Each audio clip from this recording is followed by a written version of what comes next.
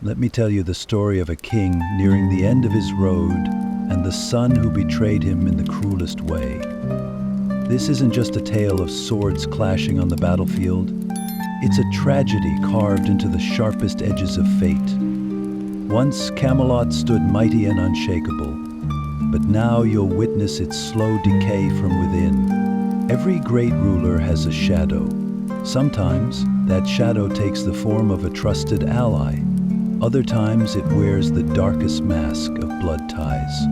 The battle between Mordred and Arthur wasn't just a fight for the throne. It was the final act of a prophecy-laden saga, drenched in betrayal. And you should know, there would be no true victor in the end. So listen closely, because this isn't just the end of a story. It's the beginning of an immortal legend. Kid, you need to know that fate doesn't weave its threads finely or fairly. People like to think they shape their own paths, but some destinies are spun with a force beyond human will. And Mordred's birth, well, that was the beginning of such a fate. I still remember the night the wind howled, and Merlin approached Arthur with deep concern. His eyes held the weight of years of wisdom, but that night, fear overshadowed even his vast experience. Because he had seen it, the veil of time had lifted, and a terrible prophecy had been whispered to him. A child would be born, a child Arthur would raise with his own hands, shaping him into a warrior. But here's the cruelest irony of fate. No matter how much love Arthur showed him, that child would one day drive a blade into the king's chest. Camelot would fall at the hands of one of its own. That child was Mordred. His birth was no ordinary event. Some saw it as sheer misfortune, while others called it a curse from the old gods. But Merlin knew the truth ran much deeper. He carried the weight of the prophecy he had seen, and he had no choice but to warn Arthur. Young Arthur, still holding on to hope in his heart. Back then, he believed fate could be changed. When he heard the prophecy, he tried to bury his fear deep inside. But Merlin's words had already sunk in, like a serpent coiling around his mind. If Mordred was truly destined to bring his downfall, was there any point in letting him live? Arthur, as king, made a ruthless decision. He ordered the execution of all newborns in the coastal village where Mordred was born. Can you even begin to understand the weight of that choice, kid? It's one of the greatest burdens a king can carry, to choose between following his heart or protecting his throne at any cost. But fate doesn't bend so easily. Mordred survived. Some say the old gods protected him. Others believe even Merlin had overlooked something. And so destiny kept weaving its web, slowly but inevitably. Every step Arthur took to escape Mordred only brought him closer to his fate. Because no matter how far you run, there's no escaping prophecy. Kid, one of fate's cruelest tricks is this. Sometimes, a person unknowingly raises their greatest enemy right under their own roof. And that's exactly what happened to Arthur. As the years passed like flowing water, Mordred grew up. He wasn't a child anymore. He had sharp eyes, a strong will, and a storm brewing inside him. Mordred was trained by the best in Camelot. He learned to wield a sword before he even turned 10. But there was something about the way he moved, the precision in his strikes. It was clear to anyone watching that he wasn't just a boy with a sword. He was a warrior in the making. Gawain was the first to notice his talent. At first, he was skeptical, but over time he couldn't deny it. Mordred was a natural fighter. He personally helped train him, guiding him through the ways of combat. And Arthur? The young king. He wasn't fully aware yet. He kept Mordred close, raised him like a father, like a mentor. Maybe deep down he wanted to believe that the prophecy wasn't real, that fate wasn't set in stone, that he could change it with his own hands. Then, the day finally came, Mordred's official knighting ceremony. In the grand hall, surrounded by knights kneeling in respect, Arthur lifted his sword and placed it upon Mordred's shoulder, blessing him as one of Camelot's own. History never forgets the moments when a path becomes irreversible, kid. When Arthur knighted Mordred, he unknowingly sealed his own fate. At first, the knights of Camelot respected Mordred. He was young, strong, and had earned the king's favor, which gave him a certain standing. But, over time, something shifted. Gawain, Lancelot, Bedivere, and the others started to sense it. Mordred was different. He wasn't like the rest of Arthur's men. Gawain, being one of the closest to Arthur, was the first to voice his concerns. "Your Majesty," he said, "Mordred is a fine warrior, I don't doubt that. But there's something hidden in his heart. He walks in the shadows, and we never truly know his intentions." Arthur just smiled and shook his head. "He's still young, Gawain. He'll learn in time." But Gawain's doubts only grew, because Mordred's eyes had changed. The admiration and loyalty that had once been there were fading, slowly turning colder, more calculating. Was his devotion to Arthur that of a son to a father? Or was it a mask, hiding something deeper, something darker? And so the seeds of Camelot's greatest tragedy began to take root. Arthur, though he and Mordred shared no blood, had treated him like a son. He had given him a place close to the throne, a place of trust. But fate has a cruel sense of humor, kid. Sometimes the one you keep closest is the one holding the sharpest dagger for your back. Ah, Morgana. Just hearing that name should send chills down your spine, kid. Because Morgana wasn't just some sorceress. She was a wound in Arthur's past that never truly healed. Once she was like a sister to him. They grew up together, shared laughter, and trusted each other. But betrayal and ambition led her down a different path. Her one true goal became the downfall of Camelot, bringing Arthur's reign crashing down. But taking down an enemy like Arthur, that takes powerful allies. And that's exactly why Morgana's path crossed with Mordred's. He may not have carried Arthur's blood, but their fates were tangled together like threads in a cursed tapestry. Morgana knew the prophecy. She had seen glimpses of the future, just as Merlin had. Arthur's end wouldn't come from some great war or an invading army. No. His destruction would come at the hands of someone he raised himself, and that someone was Mordred. The first time Morgana laid eyes on him, Mordred wasn't yet fully decided on where he stood. Deep inside, there were still remnants of loyalty, fragments of faith in Camelot. Arthur had given him a home. Gawain, Lancelot, and the others had trained him, fought beside him, but something always felt off. No matter how hard he tried, he was never truly one of them. He was raised as Arthur's son, but he wasn't his real son. He wasn't a true knight of Camelot. There was always something missing. And Morgana, she planned to fill that void. Their first meeting happened in the dead of night, hidden in whispers and shadows. Morgana reminded him of who he truly was. She told him how Arthur had once seen him as nothing more than a threat. "You were born as part of a prophecy," she said, her eyes burning with a dangerous fire. "Arthur never wanted you. He tried to erase you. And now you think he loves you? No, Mordred. To him, you were always a mistake, a danger. You were never truly his son." Mordred didn't respond, because deep down, some part of him knew there was truth in her words. Arthur had always kept a certain distance. Gawain and Lancelot with their wary, watchful eyes. Had Camelot ever truly been his home? But Morgana didn't just plant seeds of doubt. She offered him something else, something far greater. "You don't have to serve Camelot," she whispered. "You don't have to live in Arthur's shadow. You are destined for more, Mordred. One day the throne will be yours, and when that day comes, you will tear down Arthur's world and rebuild it in your own image." A storm raged inside Mordred. Up until that moment, he had only ever seen himself as a knight, a warrior. But now, Morgana was offering him a crown. And a crown isn't just a dream to chase. It's a curse that eats away at your soul. And so Mordred began to question everything. Was he truly Arthur's loyal knight? Or was he, as Morgana said, the one who would bring Camelot to its knees? The battle inside him cut deeper than any sword.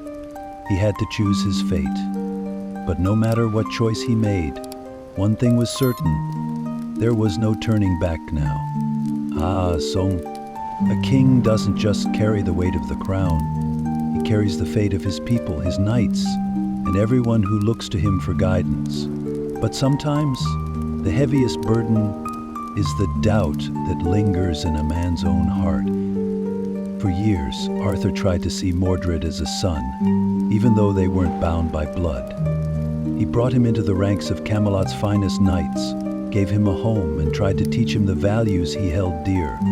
But deep down, there was always something, a quiet unease, a shadow of prophecy hanging over him like a storm cloud. At first, he couldn't even admit it to himself. Mordred was skilled, brave, and every bit the warrior Camelot needed. But Arthur saw something in his eyes, something he couldn't quite put into words. Those eyes didn't hold the same loyalty he had once seen in Lancelot's or Gawain's. There was something hidden there, something just out of reach. And over time, Mordred began to change. Once he was full of life, fighting alongside the other knights, celebrating victories, raising his sword with his brothers. But now, he spent more time alone. He lingered in thought, his mind elsewhere. Were Morgana's whispers still echoing in his ears? Or was it the weight of fate pressing down on his shoulders? Arthur tried to ignore it. But Merlin, his oldest friend, the wisest man in Camelot, looked him in the eyes one night and spoke the truth he had been avoiding. "My king," Merlin's voice was heavy with the weight of years. "The time is near. The signs of the prophecy are unfolding one by one. Mordred, he will be your end." Arthur's jaw tightened, his fists clenched at his sides. He had heard this prophecy before. Merlin had spoken of it many times, but hearing it again, it still struck like a blade to the heart. "You've told me this before, Merlin." Arthur's voice was rough, edged with frustration. "But Mordred hasn't betrayed me. He is still a knight of Camelot." Merlin let out a weary sigh. The lines on his face seemed deeper than ever. "Not yet," he whispered, "not yet. But fate is like a river, Arthur. No matter how hard you fight it, the water will always find its way. No matter what you do, this prophecy will find you." And deep down, Arthur knew that Merlin's words held truth. But what was he supposed to do? Turn his back on Mordred? Keep trusting him? Was there even a way to escape destiny? A war raged inside him. Every time he looked at Mordred, he saw both a loyal son and the enemy he would one day face. And behind Camelot's walls, the whispers grew louder. Even the knights could feel it, the tension, the inevitable. Did Arthur know his end was coming? Or was there still a sliver of hope? But fate has no mercy, not even for a king. Betrayal cuts deeper than even the sharpest sword, my child. A king must be brave when fighting enemies, but sometimes the greatest danger comes from the closest of allies. And that's how Arthur's tragedy began. Mordred, who had grown up in Arthur's shadow, had become one of Camelot's most honorable knights. But no matter how many oaths of loyalty he took, there was a void inside him. That void began to fill with doubts about Arthur and the whispers of Morgana. One day, what started as a desire to serve turned into a desire for his own throne. At first, this unease was just a small spark. Mordred began to question Arthur's decisions while talking with the other knights. He would discuss the future of the kingdom, implying that Arthur's rule was weakening. Among a people weary from war, his words began to resonate. A king should listen to the voice of his people, Mordred said, his eyes burning with a dark fire. Arthur may be a great leader, but how long will we keep fighting his wars? When will the people of Camelot find peace? At first it seemed like nothing more than a harmless inquiry, or at least that's how it appeared. But Morgana never missed an opportunity. When she saw these thoughts taking root in Mordred's mind, she quietly approached him. You, Morgana said, looking deep into Mordred's eyes, deserve this throne more than Arthur ever did. Mordred hesitated at first. Arthur had trusted him, had seen him like a son, but the voices inside him wouldn't stop. Morgana's words wrapped around his soul like a poisonous wind. Was Arthur really making mistakes? Did a king, burdened by the weight of the prophecy, still have the power to protect his people? As these thoughts grew within Mordred, the unrest began to spread through the walls of Camelot. At first, they were just whispers among the knights, in the stone corridors of the palace, in the markets where the people gathered. But soon, it became a storm. Morgana, fueling her hatred for Arthur with Mordred's anger, quietly stood behind him, offering support, provoking him. Camelot's peace slowly began to crack, like a fault line running through its stones. And finally, one day, Mordred struck the first real blow to Arthur. In a council meeting in front of the gathered crowd, he directly questioned Arthur's decisions. For the first time, he stood against his king. "Arthur," he said, his voice firm, "will the bloodshed ever end? How much longer do you expect the people to carry the weight of these wars?" Arthur's eyes locked on Mordred. The doubt that had been growing for years was now plain to see. "I see what you want, Mordred," Arthur said, his voice low but sharp as a blade. "But remember, the unity of Camelot comes from our togetherness. If you choose division, you'll find me standing against you." In that moment, both of them knew there was no turning back. Mordred's betrayal was no longer just an idea. He wanted to change the kingdom, and he wouldn't hesitate to challenge Arthur to do it. As Morgana's shadow rose behind him, one of Camelot's greatest conflicts had become inevitable. "Ah, my child, how many times has history pitted a father against his son, a master against his apprentice, a king against his heir? The stories of those who've drawn swords against each other, despite their blood ties, always end the same, with pain and regret. And now, I'll tell you of that unforgettable encounter that shook Camelot. One day Arthur could no longer deny Mordred's intentions. His own doubts, the whispers he heard in the council chamber, the reports from his loyal knights, everything pointed to the fact that Mordred had already set foot on the path of betrayal. Yet Arthur still wanted to hold on to hope.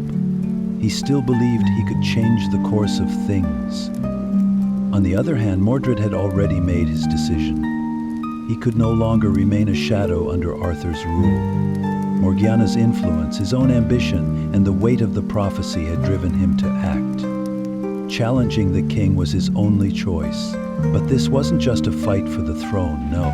This was an attempt to change fate itself.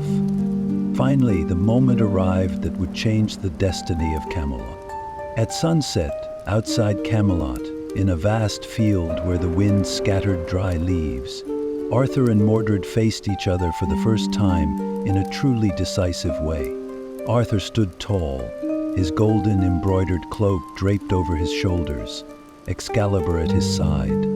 Mordred, younger but with a fearless fire in his eyes, stood before him.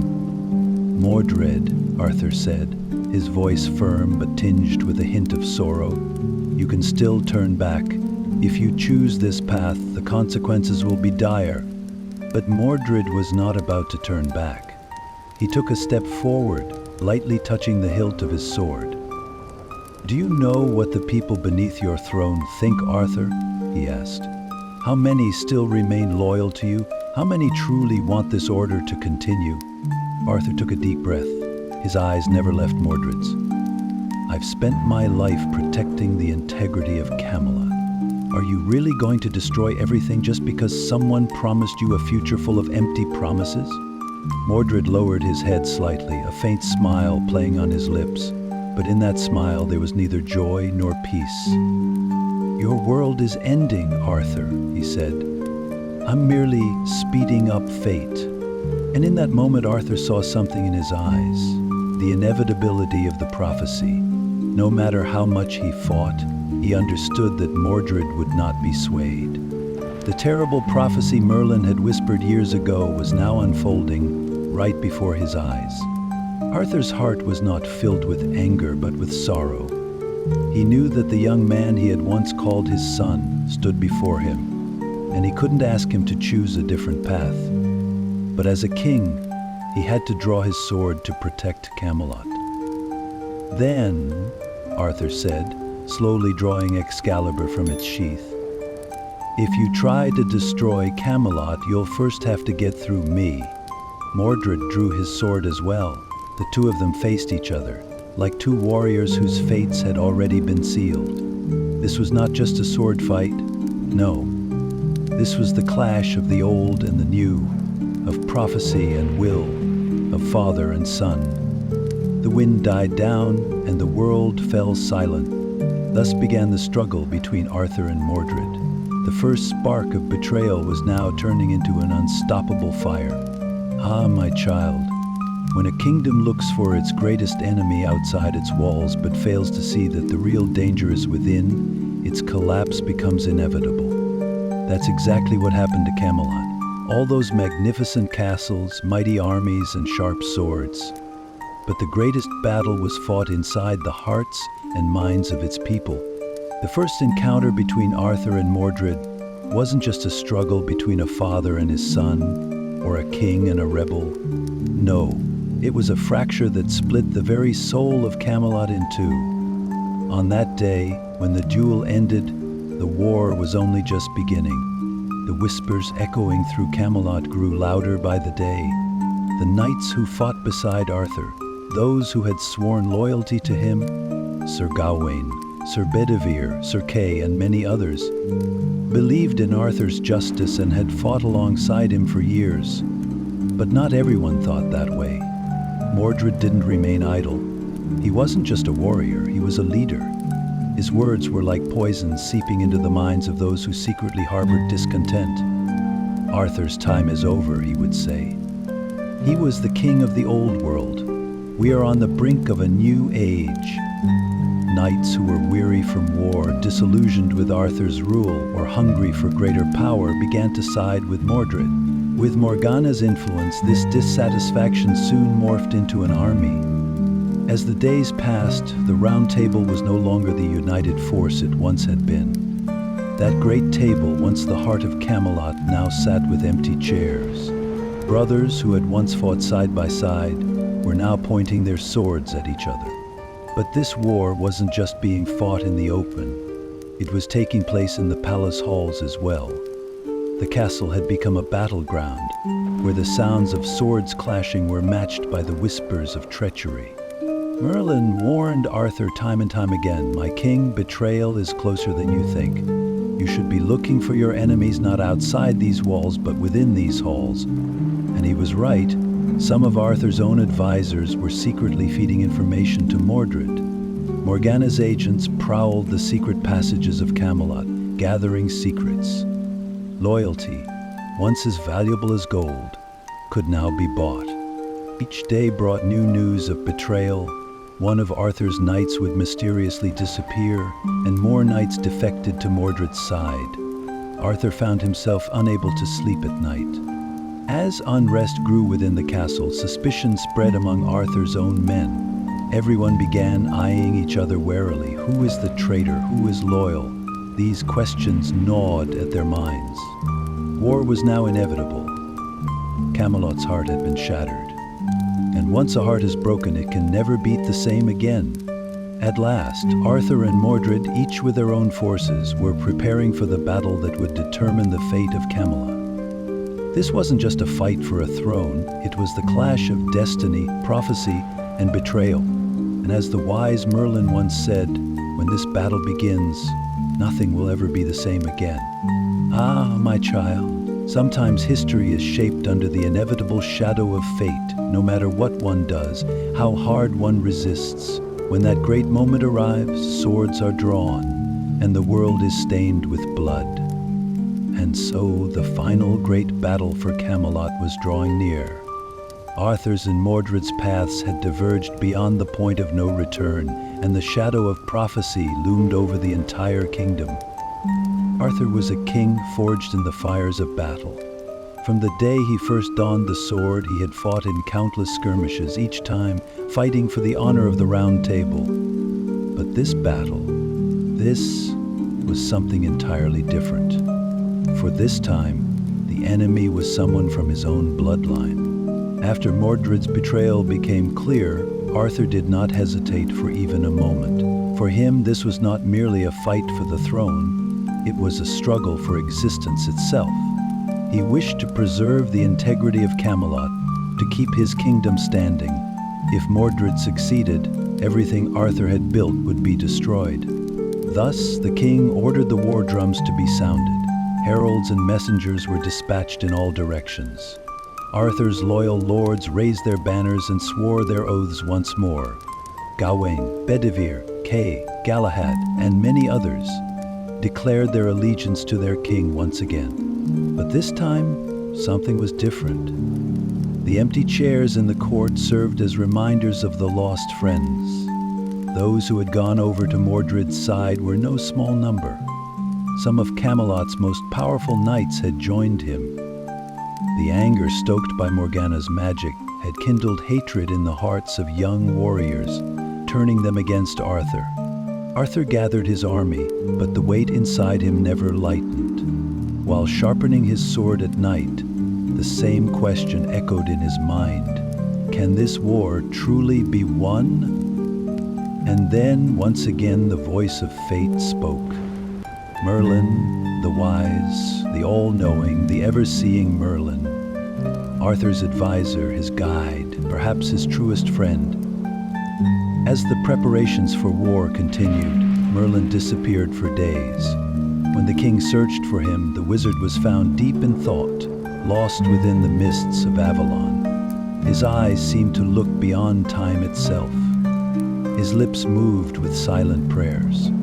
When Arthur finally approached Merlin, the old wizard did not avert his gaze for even a moment. His eyes were weary, and his voice echoed with deep sorrow. "My king, this war will bring the end of Camelot." Arthur furrowed his brow, but there was no anger in his voice, only exhaustion. "I must do this, Merlin. If Mordred wins, there will be no Camelot left." Merlin shook his head. "But no matter what you do, the result will not change. This war will end with the fall of Camelot. You and Mordred, both of you, will meet your end in this conflict, and Camelot, as you know it, will never exist again." The king held his breath for a moment. It was a prophecy too difficult to accept. But how many times had Merlin been right? How many times had his warnings shaped Arthur's destiny? But now there was no turning back. Arthur had to face Mordred. For sometimes a king must march down a path, knowing the outcome, for the sake of his people. And so the prophecy cast a dark shadow over Camelot. War was inevitable. The wheels of fate had begun to turn, and now no one could stop them.